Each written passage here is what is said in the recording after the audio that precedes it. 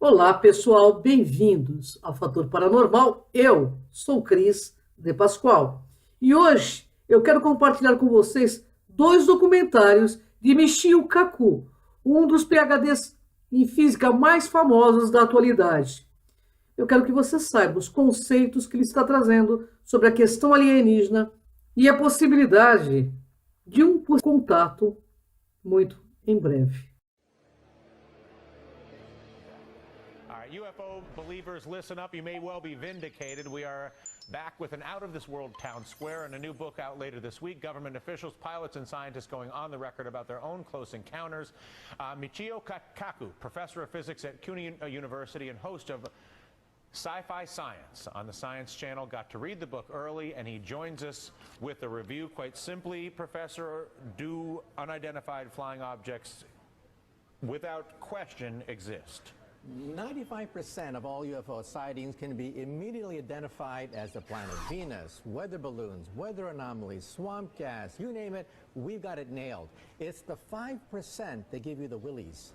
5% remain totally unexplained. And you're saying to 5% unexplained to the point where they are legitimately an unidentified flying object. And we're talking about generals, we're talking about Air Force pilots, we're talking about governors of states that claim that, hey, this is beyond our understanding of the laws of physics. Can I have an unidentified flying object that is not necessarily from some other place?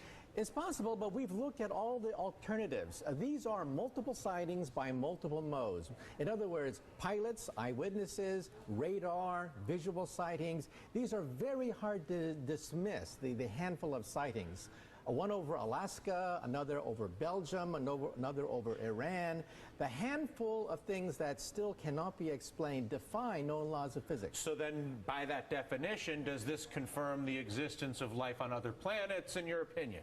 I wouldn't go that far. We need alien DNA or an alien chip. That would nail it to the wall right there. We don't have that. We don't have the smoking gun. But this book is as close as you're going to get to the smoking gun. We're talking about senior military officials who were involved in the investigations of these incidents saying we are clueless. If you were to look at those who argue, well, hang on, there's no way that they could get here from some other planet, that the technology doesn't exist, the stars are too far away, you rebut that sort of thinking with what? Those people assume that there may be 100 years ahead of us, in which case it's impossible for them to reach us. But if they're 1,000, 1,000,000 years ahead of us, then new laws of physics begin to open up. So we have to open our mind to the possibility that they're not just a super version of us, that they could be thousands, millions of years more advanced. Why would they not then pay us a visit in a way that is more recognizable? Go visit the White House, maybe stop out to Yellowstone. My point of view is if you're walking on a country road in St. Anthill, do you go down to the ants and say, I bring you trinkets, I bring you beads, I give you nuclear energy, or perhaps maybe you step on a few of them? If they're that advanced, maybe they simply are not that interested in us. All right. Listen, Professor, it is an absolute pleasure. If we have any strange sightings, at least now I know who to call. Before I let you go, do you teach on this subject at the university, on UFOs I mention specifically? it when I teach astronomy, also in Sci-Fi Science. We have a whole episode about what kinds of physics could open up in the next 1,000, next million years. They could let us travel a few million miles at a time. New kinds of physics on the Science Channel. Very cool. Listen, a pleasure. That does it for us. I'm Dylan Radigan. Hardball's up right now. Thank you very much. Today, I want you to open your mind. Open your mind to the possibility that one day we will make contact with an intelligent civilization in outer space that could be thousands, millions of years ahead of us in technology. We are talking about satellites in orbit, the Kepler, the Corot, new efforts to identify Earth-like twins in outer space. We will have an existential shock looking at the night sky, realizing that here, There are twins of the Earth. This is my next book, Physics of the Future, where I talk about the year 2100. Let me make a prediction, and that is sometime by mid-century, we might make contact with an intelligent civilization in outer space. Now, why do I say this?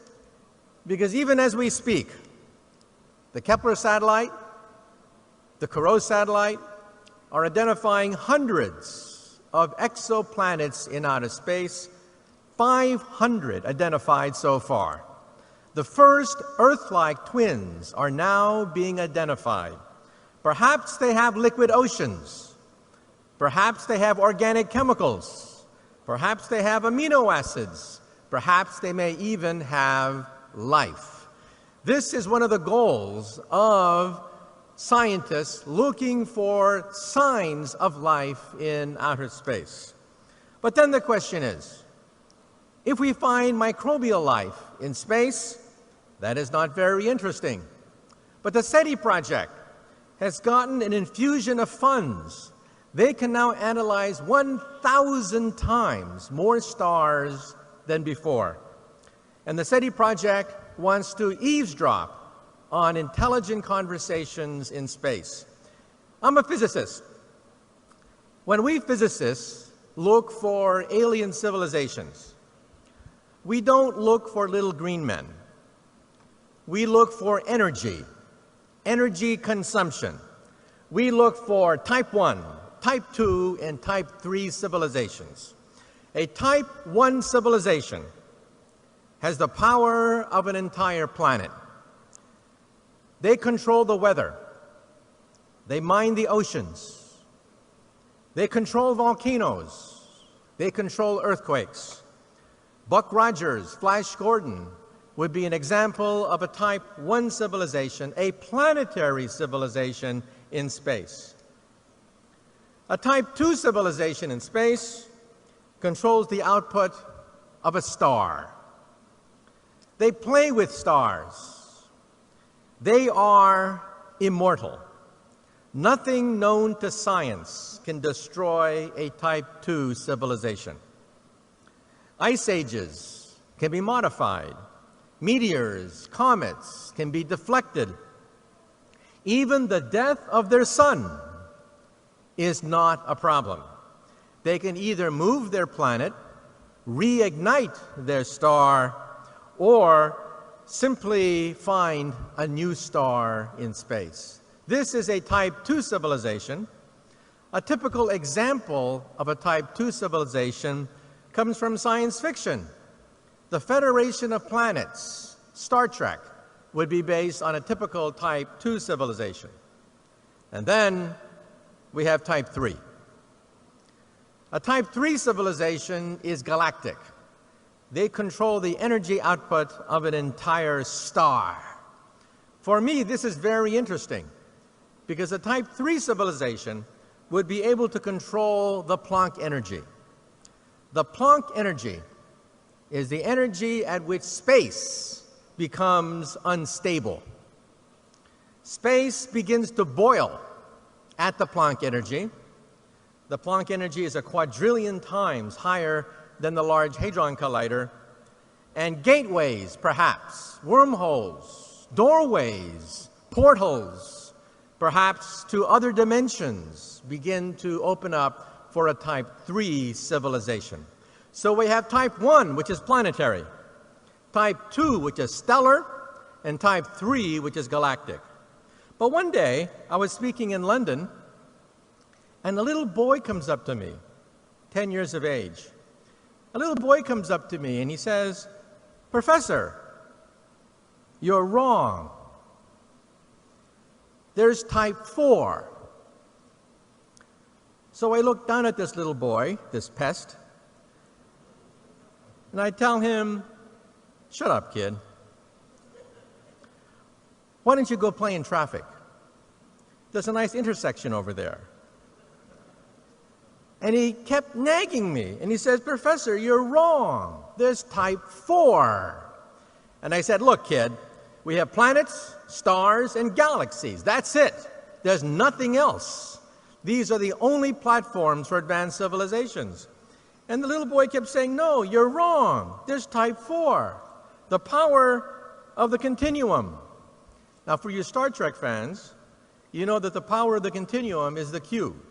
There is something beyond galactic, and that is dark energy. There is an energy source beyond the galaxy itself, making up 73% of the entire universe, dark energy.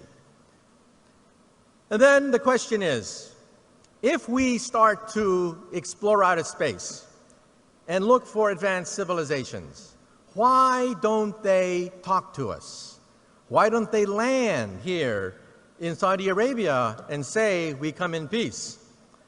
Well, my attitude is, if you walk down a country road and you see an anthill, do you go down to the ants and say, I bring you trinkets, I bring you beads, I give you nuclear energy, take me to your leader?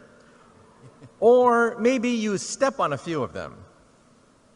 Maybe we're simply not that interesting. So let me now close on the following note. What lessons can we take from this? First of all, this has theological implications. Giordano Bruno was burned alive 400 years ago in 1600 for saying that there are civilizations in outer space. Because if so, the Catholic Church said, do they have a pope? How many popes are in outer space? 1,000? 1,000,000? 1 billion popes? How many saints are there in outer space? The mind boggles thinking about billions of saints, billions of popes in outer space. Rather than think about billions of popes, they simply burned Giordano Bruno alive. What does it mean for us? What are we? Are we type 1 that control the power of a planet? Are we type 2 that control the power of a star? Are we type 3 that can control galaxies, alter the fabric of space and time? No. We are type 0. We get our energy from dead plants, oil and coal. But take out a calculator. How long will it take for us to become type 1? The answer is 100 years. Around the year 2100, we will become a type 1 civilization. And we see the beginnings of that now. What is the internet? The internet is a type 1 telephone system. We are privileged to be alive to see the birth of a type 1 telephone system. What is the European Union? The European Union is the beginning of a type 1 economy. Why are we here today? We are seeing the birth of a type 1 economy. What is football? Football is the beginning of a type 1 sports. Get on the internet. What are the most common languages on the internet? Number 1 is English. Number 2 is Mandarin. We are beginning to see the beginnings of a type 1 language. What is rock and roll? The beginning of a type 1 youth culture. What is Chanel and Gucci? The beginning of a type 1 high fashion. So let me tell you that we are now witnessing the greatest transition in the history of the human race. Transition from type 0 to type 1. The generation now alive is privileged to see the birth pangs of the birth of a new civilization, type 1. Planetary energy, planetary economy, planetary environment. And so in conclusion now, let me wrap up. I'd like to dedicate my comments to Giordano Bruno, who 400 years ago said there are planets in outer space. Every week, we discover a new planet orbiting another star. I call this Bruno's revenge. Thank you.